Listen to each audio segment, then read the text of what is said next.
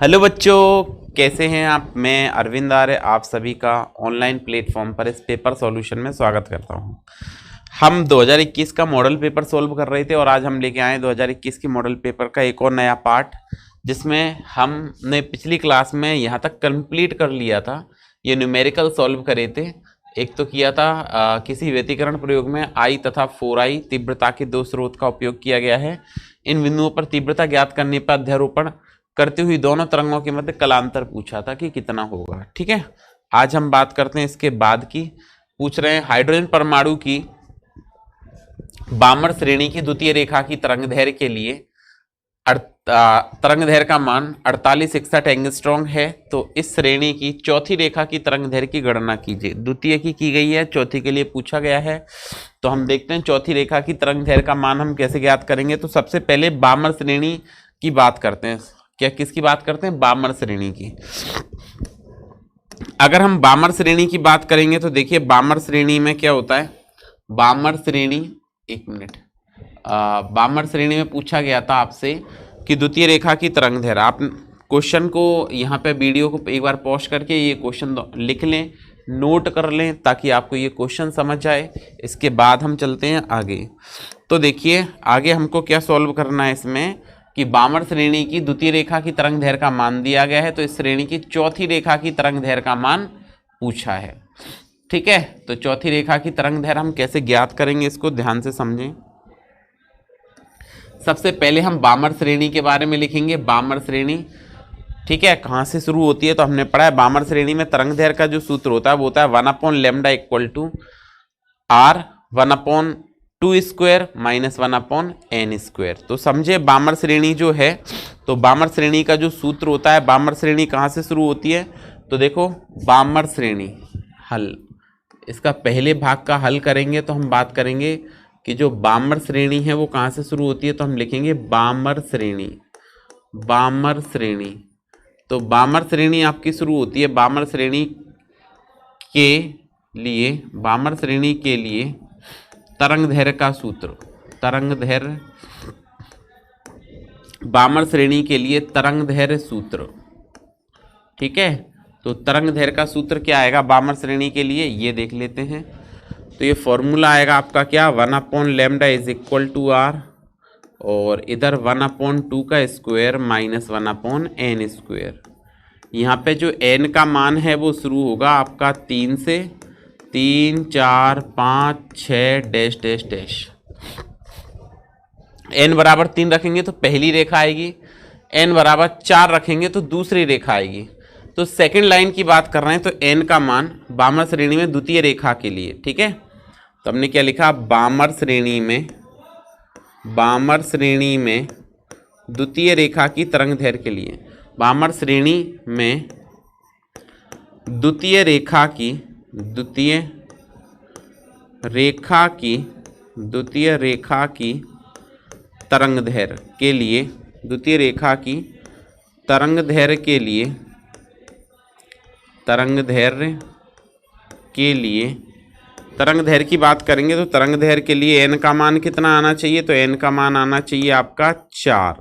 पहली रेखा तो 3 पर मिलेगी, n बराबर 3 पर मिलेगी, और दूसरी कहाँ पे मिलेगी, n बराबर 4 पर।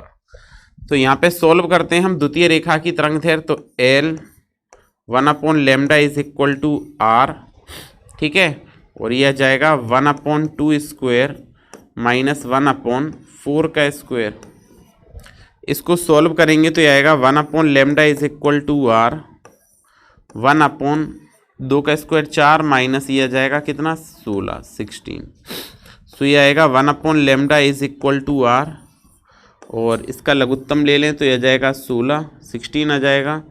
तो ये आपका सॉल्व होके बनेगा। देखिए 4 से 4 बार जाएगा और ये एक बार जाएगा। तो हम बात करते हैं यहाँ पे जो 1/λ बनेगा आपके पास में वो क्या बनेगा, तो ये बनेगा 1/λ = r, घटाएं तो ये बनेगा 3 × 16, ये बना 3/16। तो लैम्डा का मान क्या जाएगा आपका, यह जाएगा 16/3r। ये पहला समीकरण बन गया लैम्डा का मान। और अगर आप चाहें तो सॉरी आर के टर्म्स में लिखें इसको ताकि आपको सॉल्व करने में आसानी हो। तो आर के टर्म्स में अगर हम लाएंगे तो ये आ जाएगा आर बराबर 16/3 लैम्डा। ये पहला समीकरण आ गया 16/3 लैम्डा। अब लैम्डा का मान दिया गया है सेकंड रेखा के लिए 4861। कितना दिया गया है 4861। तो for hydrogen atom wavelength of second line in बामर series find out the wavelength of fourth line. चौथी रेखा के लिए चाहिए, तो इस पर पहली आएगी, इस पर दूसरी आएगी, इस पर तीसरी आएगी, इस पर चौथी आएगी। तो चौथी रेखा के लिए n का मान कितना लिखना है आपको 6। कितना लिखना है 6। तो हम बात करेंगे बामर श्रेणी में चौथी रेखा की तरंग दैर्घ्य के लिए। बामर श्रेणी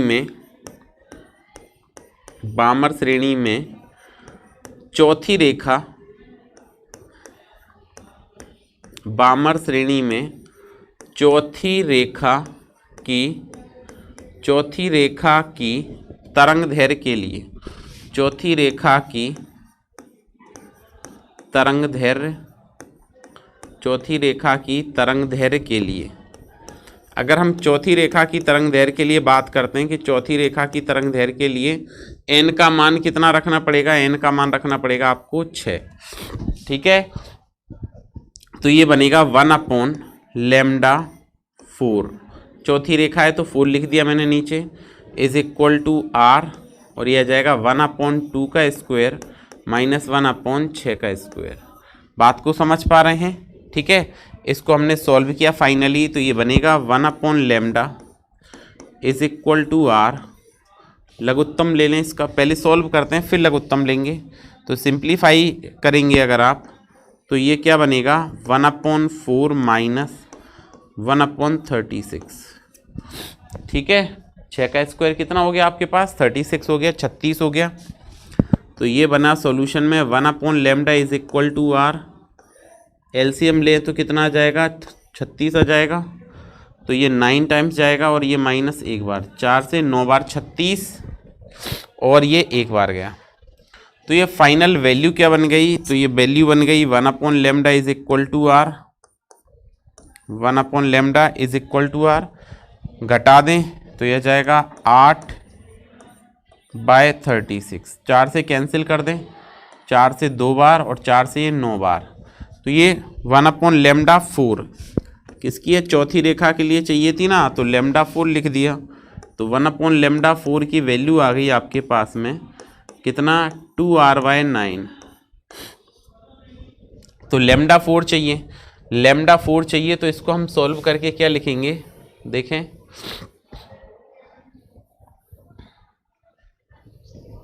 तो आप लिख पाएंगे इसको सॉल्यूशन के बाद हम लिखेंगे λ4 की वैल्यू जो आएगी वो आएगी क्या, λ4 बराबर ये आएगा 9/2r। 9/2r। r का मान जो है वो समीकरण 1 से रखने पर, कहाँ से रखेंगे समीकरण 1 से। तो हमने लिखा r का मान समीकरण 1 से रखने पर, समीकरण 1 से रखने पर r का मान जब हम समीकरण 1 से रखेंगे तो ये क्या बनेगा, ये बनेगा λ4 बराबर 9/2 इंटू r का मान क्या है 16/3 लैम्डा। ठीक है, इसको सॉल्व किया तो ये ऊपर चला जाएगा। तो फाइनल वैल्यू आपकी क्या बनी 9 × 3 लैम्डा डिवाइडेड बाई 2 × 16। अब लैम्डा का मान है हमारे पास, लैम्डा का मान कितना है 4861। ये 2 है, लैम्डा 2 था ये। ठीक है, तो इसका मान दिया गया है तो λ4 आ जाएगा।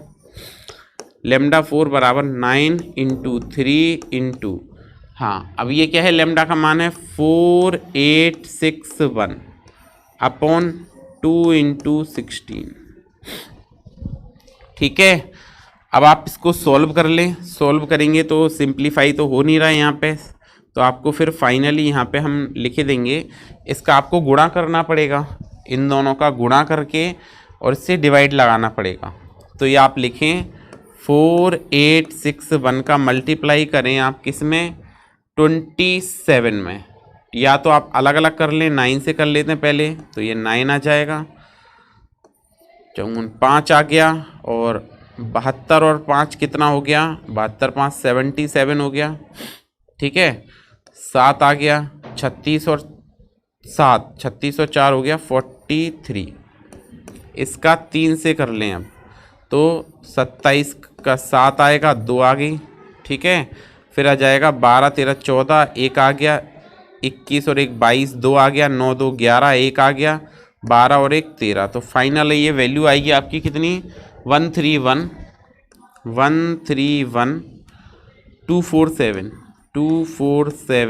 डिवाइडेड बाय 32, ठीक है। अब फाइनली आप यहाँ पे डिवाइड लगाएंगे जब, तो आपका डिवाइड देने पर जो वैल्यू बनेगी वो बनेगी 4101। कितनी बनेगी वैल्यू, ये नियरली बनेगी 4101, लगभग ये वैल्यू बनेगी कितनी, 4101, ठीक है। 0.46 एंगस्ट्रॉम, 0.46 एंगस्ट्रॉम ये फाइनल वैल्यू बनेगी डिवाइड देने पर, 4101.46 एंगस्ट्रॉम, ठीक है। तो ये आपका इसका आंसर हो गया। समझ पा रहे हैं आप बात को, ऐसे सॉल्व करना था। सेम टाइप का अगला क्वेश्चन है, इसको हम एक बार देख लेते हैं नेक्स्ट क्वेश्चन को। ये क्या है, यदि हाइड्रोजन परमाणु के स्पेक्ट्रम में, अब लाइमन श्रेणी की बात कर रहे हैं, अभी हमने बामर की करी थी, अब किसकी कर रहे हैं, लाइमन श्रेणी की। तो कह रहे हैं हाइड्रोजन परमाणु के स्पेक्ट्रम में लाइमन श्रेणी की प्रथम रेखा की तरंगदैर्घ्य ये है, तो बामर श्रेणी की द्वितीय रेखा की तरंगदैर्घ्य ज्ञात करनी है। लाइमन श्रेणी की प्रथम रेखा की तरंगदैर्घ्य दी गई है और बामर श्रेणी की द्वितीय रेखा की तरंगदैर्घ्य पूछी गई है। तो देखें इसको सॉल्व करते हैं, ठीक है। लाइमन श्रेणी की फर्स्ट लाइन की दी है और बामर श्रेणी की सेकंड लाइन की पूछी है, ठीक है। तो इसको सॉल्व करना भी आसान है। देखते हैं लाइमन श्रेणी में तरंगदैर्घ्य का मान क्या आता है। लाइमन श्रेणी के लिए सॉल्यूशन लिखते हैं हम, इसका सॉल्व करते हैं तो हम क्या लिखेंगे, लाइमन श्रेणी के लिए, लाइमन श्रेणी की तरंगदैर्घ्य के लिए हाइड्रोजन परमाणु में लाइमन श्रेणी के लिए, ठीक है। हाइड्रोजन परमाणु की लाइमन श्रेणी का सूत्र, हाइड्रोजन परमाणु के लिए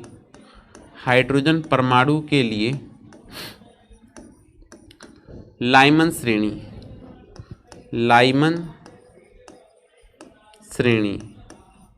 तो हाइड्रोजन परमाणु की बात करें और लाइमन श्रेणी की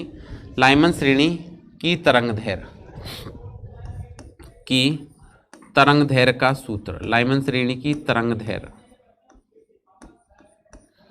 तरंगदैर्घ्य का सूत्र।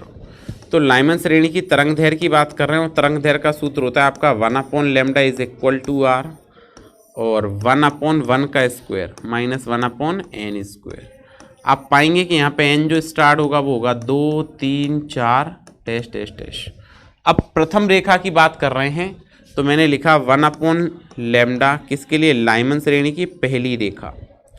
तो यह जाएगा बराबर r और यह आएगा 1/1 का स्क्वायर माइनस 1/n का मान कितना है 2, तो 1/2 का स्क्वायर। ये बात आप समझ पा रहे होंगे, ठीक है। सॉल्व करते हैं तो 1/λ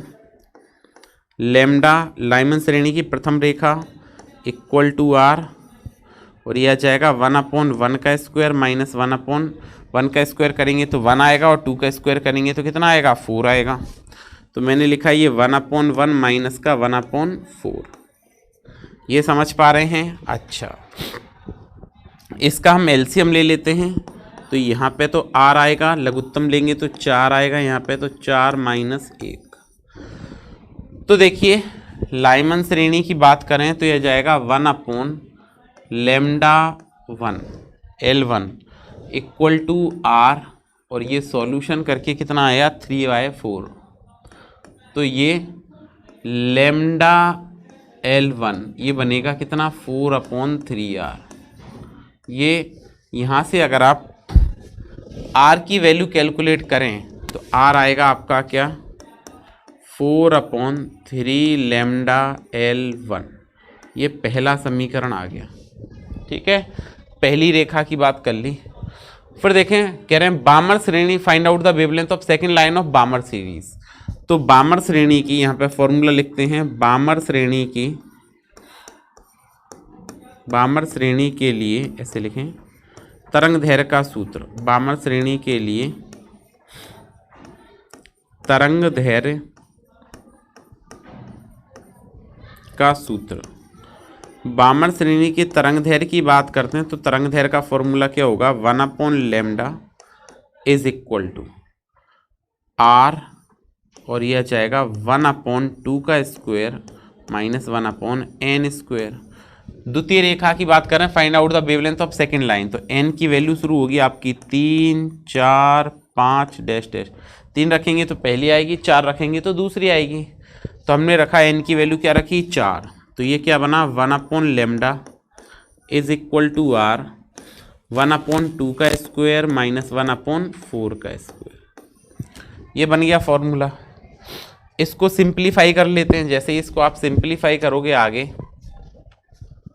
तो देखिए क्या बनेगा सिंप्लीफाई करने के बाद, 1/λ इज इक्वल टू r, और ये 1/2 का स्क्वायर, 2 का स्क्वायर हो जाएगा 4, तो 1/4 माइनस 1/4 का स्क्वायर 16, ये आ जाएगा।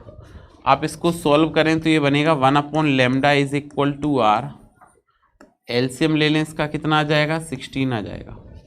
तो ये 4 बार कैंसिल होगा, -1, ठीक है। अच्छा जी, इसके बाद में हम यहाँ पे सॉल्व कर देते हैं। आपको यहाँ पे सॉल्व करेंगे तो देखिए क्या बनेगा, ये बन जाएगा 1/λ is equal to r, 1/λ is equal to क्या, r, और 4 - 1 तो 3/16। तो 1/λ है तो λ कितना आ जाएगा आपके पास में, 16/3r। r का मान हमको पहले से पता है, तो r का मान समीकरण 1 से रखने पर, r का मान समीकरण 1 से रखने पर, समीकरण 1 से रखने पर, ठीक है। r का मान अगर आप कहाँ से रखते हैं, समीकरण नंबर 1 से, तो ये क्या बनेगा, ये बनेगा λ is equal to 16/3 into r, r क्या है 4/3λ/L1। ये थर्ड रेशियो में ऊपर चला जाएगा, तो ये आएगा 16 × 3λ/L1 अपॉन क्या आएगा, यह जाएगा आपका 3 × 4। ये 3 से ये वाला 3 कैंसिल आउट हो जाएगा। ये हमने क्या किया, 3 से ये वाला 3 कैंसिल कर दिया। λ/L1 पता है हमको कितना है, 1215, तो λ इक्वल टू 16 × ये कितना है 1215/4, ये λ का मान आ गया, ठीक है। इसको 4 से कैंसिल करेंगे तो 4 बार कैंसिल हो जाएगा, तो यह जाएगा 1215 × 4, गुणा करें 20, 2 आ गया, 4 2 6, ठीक है, 4 दूनी 8 और 4, 4860 एंगस्ट्रॉन्ग आंसर आ जाएगा। कितना आ जाएगा, 4860 एंगस्ट्रॉन्ग। तो आपको ऐसे ये न्यूमेरिकल इस तरह से सॉल्व करना है। क्या बात समझ पा रहे हैं, ठीक है। अच्छा जी, आगे बात करते हैं। आगे देखिए नेक्स्ट क्वेश्चन आपको है, उभयनिष्ठ आधार अभिविन्यास में संयोजित, क्वेश्चन क्या है ध्यान से देखें, नोट कर लें। ये अगला सेक्शन शुरू होता है डी, सेक्शन नंबर डी शुरू होता है, 4 नंबर का है ये। क्या पूछा गया है, उभयनिष्ठ आधार विन्यास में संयोजित किसी एनपीएन ट्रांजिस्टर के अभिलाक्षणिक वक्र प्राप्त करने के लिए प्रायोगिक व्यवस्था का परिपथ चित्र बनाइए। सबसे पहले एनपीएन ट्रांजिस्टर का प्रायोगिक व्यवस्था का परिपथ चित्र बनाना है। निवेशी अभिलाक्षणिक वक्र बनाकर इसकी व्याख्या कीजिए। तो देखो जो चित्र बनाना वो 1 नंबर में है, उसके बाद फिर से है ना निवेशी वक्र बनाना भी 1 नंबर में, और व्याख्या करना आपका 2 नंबर में है, ठीक है। व्याख्या करना कितने नंबर में, 2 नंबर में। तो देखिए सबसे पहले प्रैक्टिकल अरेंजमेंट बनाना है किसका, एनपीएन ट्रांजिस्टर का। उसके बाद आपको क्या करना है, जो परिपथ चित्र है वो बनाना है, फिर अभिलाक्षणिक वक्र बनाना है, और फिर आपको क्या करना है, व्याख्या करनी है। व्याख्या करना आपका निवेशी वक्र की व्याख्या करना कितने नंबर में, 2 नंबर में। तो हम चर्चा कर लेते हैं इस पर। देखिए क्या है, सबसे पहले मैं ड्रॉ करता हूं डायग्राम। ठीक है, तो आपसे पूछा गया था draw the circuit diagram of practical arrangement of 4 obtain characteristics curve of NPN transistor. तो इसके लिए सबसे पहले तो हम एक एनपीएन ट्रांजिस्टर ड्रॉ करें। ठीक है, कैसा बनाना है, ओवेनिस्ट आधार। कौन सा बनाना है, practical obtain characteristics curve of NPN transistor in common base. कैसे बनाना है, कॉमन बेस। तो ये देखिए आधार हो गया, ये 2 सिरों को जोड़ दिया हमने। समझे, डायग्राम समझे पहले तो ध्यान से, ये आधार हो गया। अब एनपीएन बनाना है तो मैंने बताया था तरीका। ये पहला वाला सिरा आपका क्या होगा, ये एन हो जाएगा, ये पी हो जाएगा, और ये एन हो जाएगा। ये बात क्लियर है। एन से कभी धारा बहेगी नहीं, धारा हमेशा पी से बहती है, तो इस कारण से ये दिशा ऊपर की तरफ बन जाएगी। दिशा कहाँ की तरफ बनेगी, इसकी ऊपर की तरफ बनेगी दिशा। क्या बात आप समझ पा रहे हैं, इसकी दिशा बनेगी कहाँ पर, ऊपर की तरफ बनेगी। ठीक है, फिर ये पहला वाला जो सिरा है ये हमारा क्या कहलाता है, उत्सर्जक। इसको हम क्या कहते हैं, उत्सर्जक। इसको क्या कहते हैं, आधार, और इसको क्या कहते हैं, संग्राहक। ठीक है, अब हमने यहाँ पे परिवर्तन करना है, अगर किसमें, धारा में या वोल्टता में, तो यहाँ पे हमको जोड़ना पड़ेगा एक धारा नियंत्रक। क्या जोड़ना पड़ेगा, एक धारा नियंत्रक जोड़ना पड़ेगा हमको एक। तो हमने यहाँ पे एक धारा नियंत्रक जोड़ दिया इस तरह से, और ये एनपीएन है, तो सबसे पहले हमने ये एन सिरा किससे जुड़ता है, नेगेटिव से। एन सिरा जुड़ता किससे, नेगेटिव से जुड़ेगा। तो सबसे पहले एक इस पे नेगेटिव टर्मिनल लिया, और एक किससे जुड़ेगा, नेगेटिव के बाद एक जुड़ेगा पॉजिटिव से। ये जुड़ गया, नेगेटिव पॉजिटिव। ये क्या है, VEE, उत्सर्जक पर जोड़ रहे हैं। अच्छा, इसको जब हम आगे बढ़ाएंगे तो ये कुछ ऐसे आगे बढ़ेगा, इस तरह से।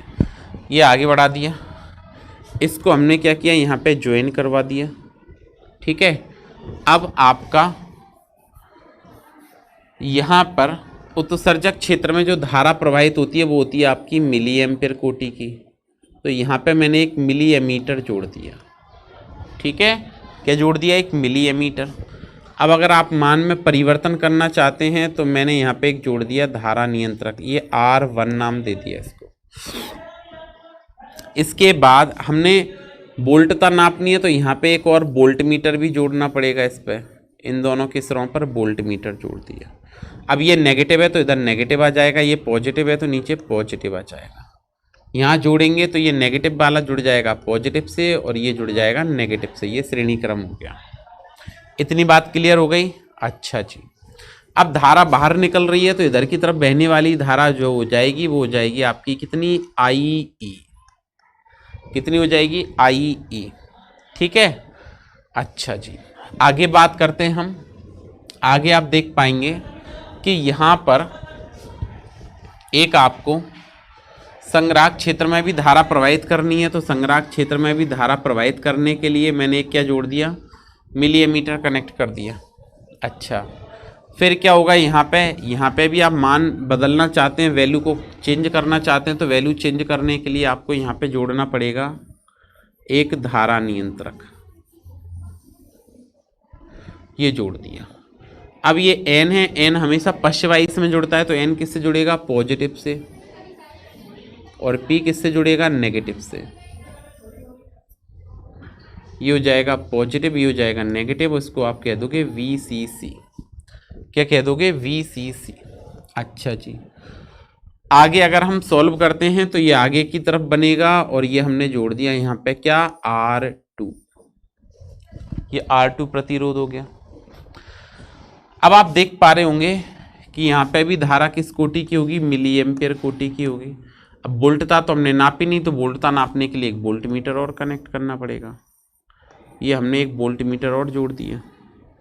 अब ये पॉजिटिव है तो ये पॉजिटिव बन जाएगा और ये नेगेटिव बन जाएगा। ये हमने इसको ऐसे जोड़ा है, ठीक है। अगर ये पॉजिटिव है तो यहाँ नेगेटिव आना चाहिए और यहाँ पॉजिटिव आना चाहिए। ये किस किस किस रॉम पर वोल्ट मीटर जोड़ा है, तो आप लिखेंगे VEB उत्सर्जक आधार पर। ये संग्राहक आधार पर जोड़ा है तो आप इसको लिख पाएंगे VCB। क्या बात समझ पा रहे हैं? अच्छा, आगे ध्यान दें।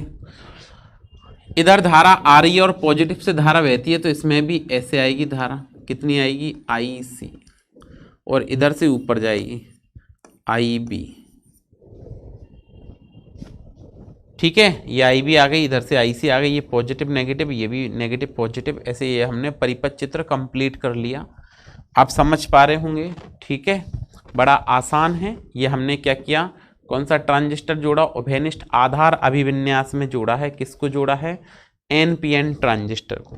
आपसे PNP भी जुड़वा सकते हैं, NPN भी जुड़वा सकते हैं, तो आपको समझना है केवल बात को, ठीक है।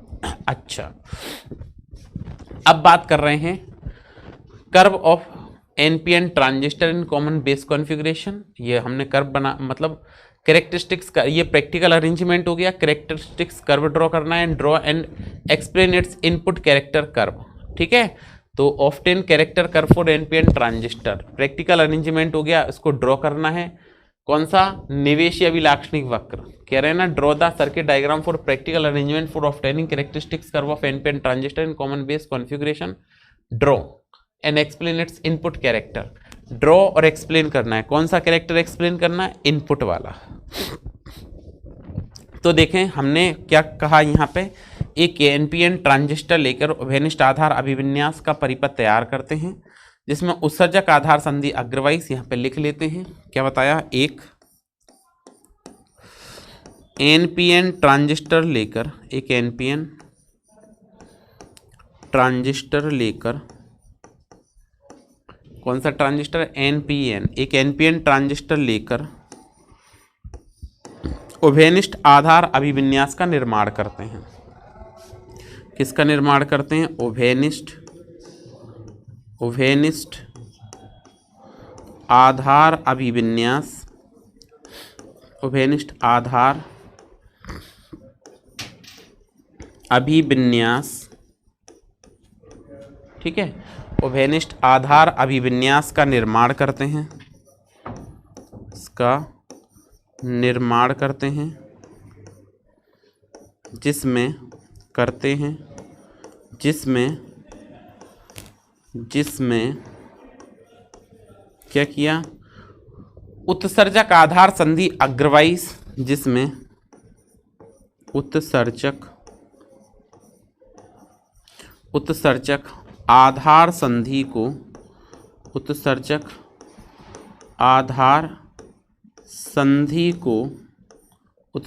आधार संधि को अग्रवाइस तथा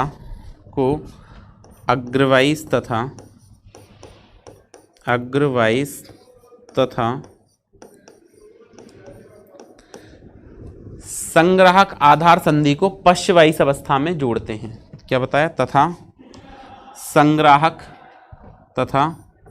संग्राहक आधार संधि को, संग्राहक आधार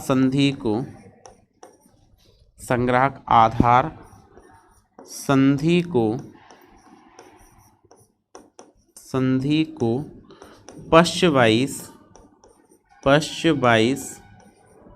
अवस्था में जोड़ते हैं। पश्चवाइस अवस्था में जोड़ते हैं, ठीक है। ये सिंपल सा बात हो गई। तथा ट्रांजिस्टर सक्रिय अवस्था में होता है। हमारा ट्रांजिस्टर कौन सी अवस्था में होगा? सक्रिय अवस्था में होता है। तथा ट्रांजिस्टर क्या होगा? ट्रांजिस्टर सक्रिय अवस्था में होता है। तथा NPN ट्रांजिस्टर कैसी अवस्था में होगा? एनपीएन ट्रांजिस्टर सक्रिय अवस्था में होता है, सक्रिय अवस्था में, सक्रिय अवस्था में होता है, सक्रिय अवस्था में होता है। ये बेसिक सी बात हो गई, ये हमने चित्र बनाया और ये कुछ बेसिक बात थी जिसको लिख दिया। अब आपको कर्व ड्रॉ करना है, उसके बारे में हम लिखते हैं। तो हम लिखेंगे, ये आप इतना नोट कर सकते हैं, फिर हम लिखेंगे निवेशी अभिलाक्षणिक वक्र। क्या लिखेंगे हम? इसके लिए बात कर रहे हैं हम किसकी? निवेशी अभिलाक्षणिक वक्र की बात कर रहे हैं। तो देखिए निवेशी अभिलाक्षणिक वक्र हमारा टॉपिक है, तो हमने हेडिंग लिखी निवेशी अभिलाक्षणिक वक्र, निवेशी अभिलाक्षणिक वक्र, निवेशी अभिलाक्षणिक वक्र। तो देखो कंडीशन क्या होती है निवेशी वक्र बनाने की, ये समझें। तो जो आउटपुट वोल्टेज है, निर्गत वोल्टता है, उसको हम स्थिर रखते हैं। किसको स्थिर रखा जाता है? निर्गत वोल्टता को। तो यहां पे हम क्या कहेंगे? नियत संग्राहक आधार वोल्टता पर। निर्गत कौन है? संग्राहक आधार है, तो हम क्या लिखेंगे? नियत संग्राहक आधार वोल्टता पर उत्सर्जक आधार वोल्टता में परिवर्तन तथा उत्सर्जक धारा में होने वाले परिवर्तनों के मध्य खींचा गया वक्र निवेशी अभिलाक्षणिक वक्र कहलाता है। डेफिनेशन सबसे पहले क्या लिखेंगे? नियत, यहां हम लिखेंगे क्या? नियत संग्राहक आधार वोल्टता पर, नियत संग्राहक आधार वोल्टता पर, नियत संग्राहक आधार वोल्टता पर, वोल्टता नियत संग्राहक आधार वोल्टता, क्या माना इसको? VCB, नियत संग्राहक आधार वोल्टता पर उत्सर्जक आधार वोल्टता में परिवर्तन के संगत, उत्सर्जक आधार वोल्टता, उत्सर्जक आधार वोल्टता VEB, उत्सर्जक आधार वोल्टता VEB, ठीक है, के संगत क्या? नियत संग्राहक आधार वोल्टता पर उत्सर्जक आधार वोल्टता में परिवर्तन, वोल्टता में परिवर्तन के संगत, परिवर्तन के संगत उत्सर्जक धारा में, संगत उत्सर्जक धारा में, उत्सर्जक धारा IE में होने वाले परिवर्तनों के मध्य, IE में होने वाले परिवर्तनों के मध्य, होने वाले परिवर्तनों के मध्य, होने वाले परिवर्तनों के मध्य बनाया गया वक्र के मध्य, बनाया गया वक्र निवेशी अभिलाक्षणिक वक्र कहलाता है। बनाया गया वक्र निवेशी अभिलाक्षणिक, निवेशी अभिलाक्षणिक, निवेशी अभिलाक्षणिक वक्र कहलाता है। क्या कहलाता है? निवेशी अभिलाक्षणिक वक्र कहलाता है। क्या बताया? नियत संग्राहक आधार वोल्टता पर उत्सर्जक आधार वोल्टता में परिवर्तन के संगत उत्सर्जक धारा में होने वाले परिवर्तनों के मध्य बनाया गया वक्र क्या कहलाता है? निवेशी अभिलाक्षणिक वक्र कहलाता है। ये बात समझ में आ गई। अब हमको क्या करना है? एक से ज्यादा वक्र बनाने हैं। क्या करना है? एक से ज्यादा वक्र बनाने हैं। तो एक से ज्यादा वक्र बनाने के लिए जो VCB है उसको हम विभिन्न बढ़ते हुए मानों पर स्थिर करेंगे, ठीक है। तो एक से अधिक क्या लिखेंगे? एक से अधिक निवेशी वक्र बनाने के लिए एक से अधिक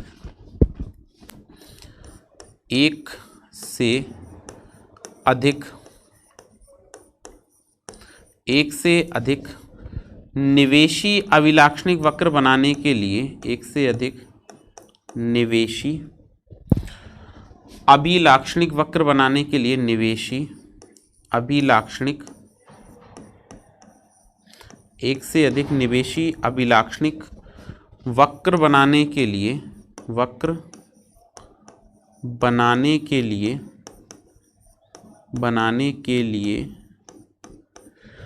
VCB को, मतलब संग्राहक आधार बोल्टता को, VCB को विभिन्न बढ़ते हुए स्थिर मानों पर, VCB को विभिन्न बढ़ते हुए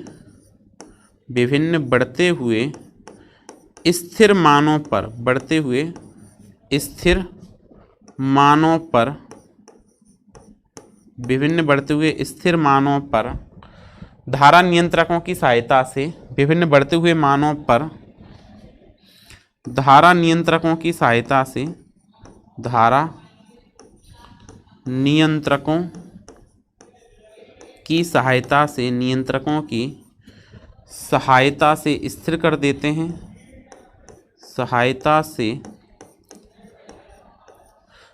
बनाने के लिए VCB को विभिन्न बढ़ते हुए मानों पर धारा नियंत्रकों की सहायता से स्थिर रखकर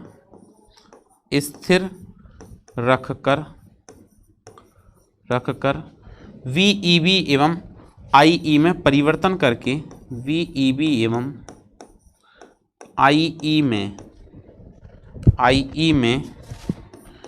परिवर्तन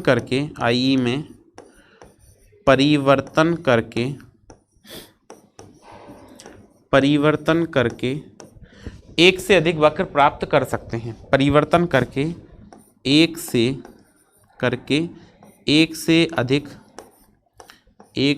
अधिक अभिलाक्षणिक वक्र, एक से अधिक अभिलाक्षणिक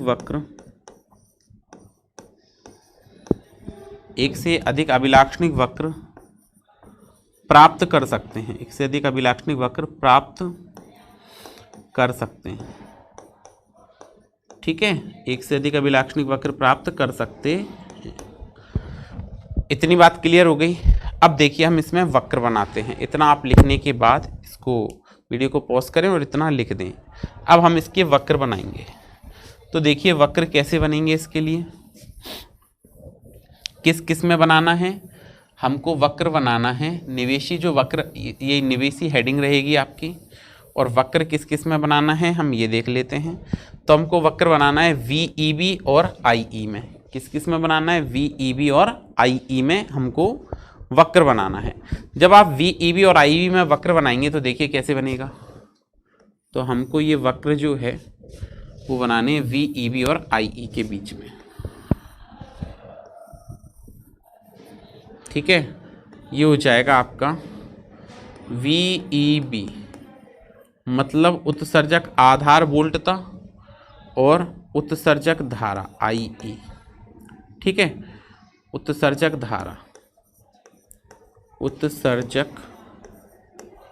धारा इनके बीच में आपको ये वक्र बनाने हैं। यहाँ पे उत्सर्जक आधार वोल्टता क्या लिखेंगे, अगर आप लिखना चाहें तो क्या लिखें, उत्सर्जक आधार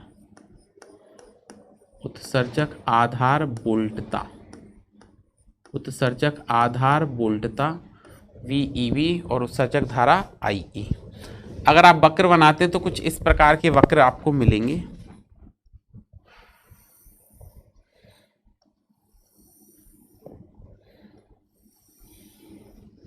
ठीक है, इस प्रकार के आपको वक्र इसमें प्राप्त होंगे। तो यहाँ पे हमने क्या किया कि जो VEB है, क्या है VCB, सॉरी, तो देखिए VCB को विभिन्न बढ़ते हुए मानों पर स्थिर करेंगे। यहाँ पे VCB का मान आपका 10 वोल्ट होगा, यहाँ पे VCB का मान आपका 5 वोल्ट होगा, इधर VCB का मान आपका, जो VCB है वो आपका कितना होगा, 0 वोल्ट होगा। तो VCB का मान यहाँ पे आपका 0 वोल्ट होगा। ठीक है, 10 वोल्ट, 5 वोल्ट और 0 वोल्ट पर आप विभिन्न बढ़ते हुए मानों पर स्थिर करते जाएंगे और एक से ज़्यादा वक्र हमको प्राप्त हो जाएंगे।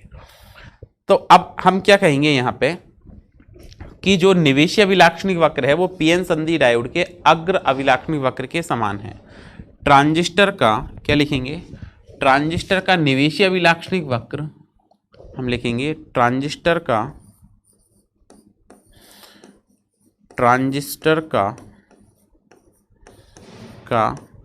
निवेशी अभिलाक्षणिक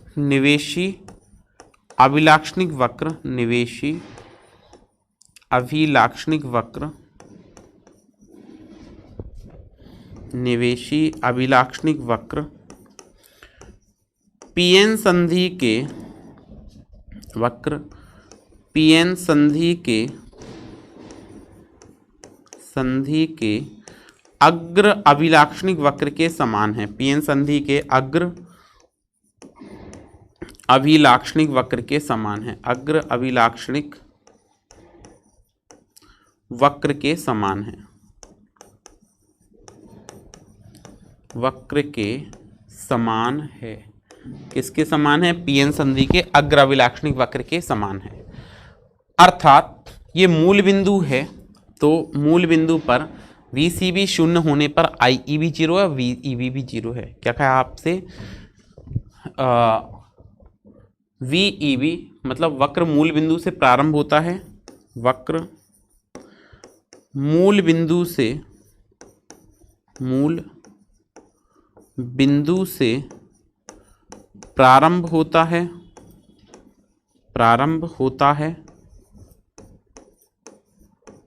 है तथा VCB बराबर 0 पर VEB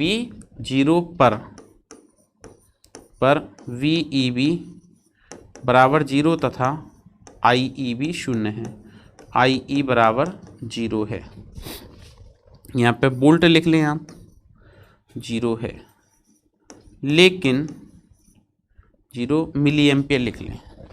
ठीक है, अगर आप और अच्छे से लिखना चाहें तो इसको क्या लिख दें, मिली एम्पियर है। लेकिन VCB को शून्य रखकर, लेकिन VCB बराबर 0 वोल्ट पर VEB का मान जैसे जैसे बढ़ाते जाते हैं, VEB का मान जैसे जैसे बढ़ाते जाते हैं, जैसे जैसे बढ़ाते जाते हैं IE का मान शून्य से बढ़ने लगता है। IE का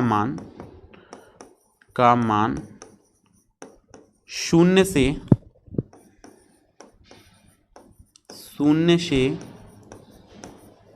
बढ़ने लगता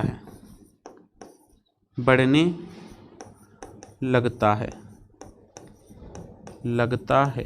ठीक है, तथा VEB का वह मान जिस पर IE चरघातांकी रूप से बढ़ने लगता है।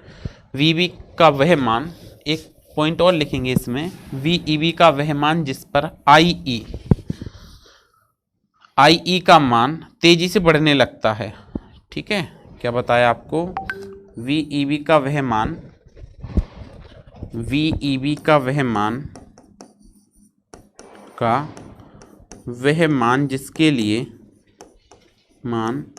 जिसके लिए IE, VEB का वह मान जिसके लिए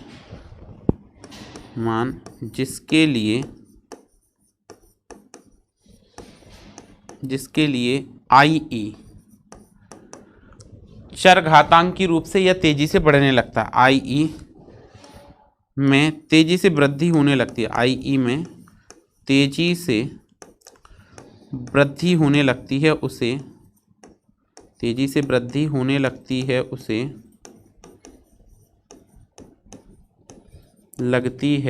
उसे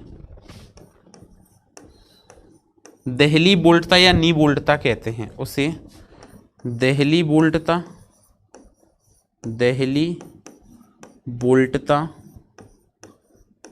या नी बोल्टता कहते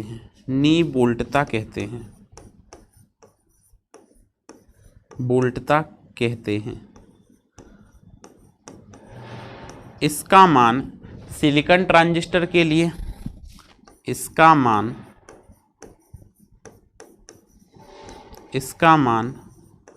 सिलिकॉन ट्रांजिस्टर के लिए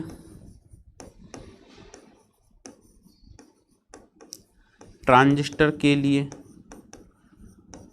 0.7 वोल्ट तथा जर्मेनियम ट्रांजिस्टर के लिए जर्मेनियम ट्रांजिस्टर के लिए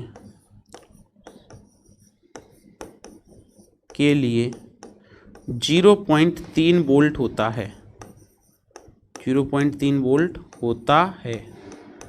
ठीक है, तथा VCB के विभिन्न मानों पर IE और VEB और IE के विभिन्न वक्र प्राप्त होते हैं। क्या? VCB के अलग अलग स्थिर मानों पर अलग अलग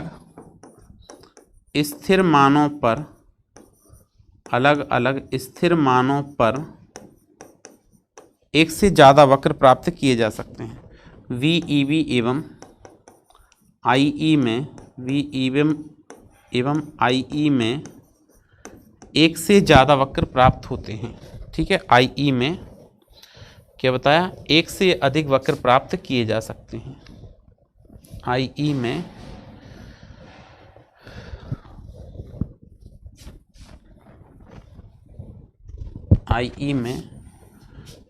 एक से अधिक वक्र प्राप्त किए जाते हैं। एक से अधिक वक्र प्राप्त किए जाते हैं।